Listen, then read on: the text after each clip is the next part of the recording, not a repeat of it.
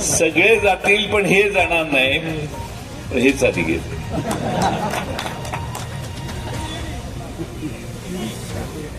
आता ही कारण तुम्ही म्हणताय ती असली तरी आता बोगद्याचं कारण द्यायला सुरुवात झाली. त्या बोगद्यातून पलीकडे जाण्याचा जर कुणाचा प्रयत्न असेल तर तो बोगदा कधी मंजूर झालेला नव्हता. त्यामुळे विषय डोक्यातनं काढा.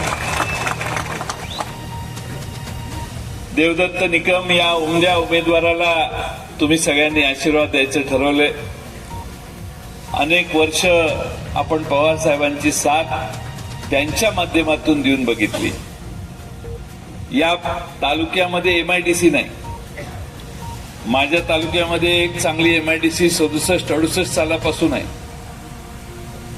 ह्यांचे नेते माझ्या मतदारसंघात आले आणि म्हटले ह्यांना एक एमआयडीसी चालू करता नाही आली. मला वाटलं ह्यांच्या सगळ्या उमेदवारांच्या तालुक्यात एमआयडीसी असतील. आज इकडे आल्यावर कळलं इथे एमआयडीसी नाही. त्यामुळे उद्योग क्षेत्र वाढवण्यासाठी, नव्या हाताला काम देण्यासाठी आज देवदत्त निकम तुम्हाला विश्वासानं सांगतायत की मी सत्तेवर आल्यानंतर, मी आमदार झाल्यानंतर या मतदारसंघात नव्या उद्योगांना चालना देण्यासाठी एमआयडीसी करेन, युवकांना हाताला काम देईन.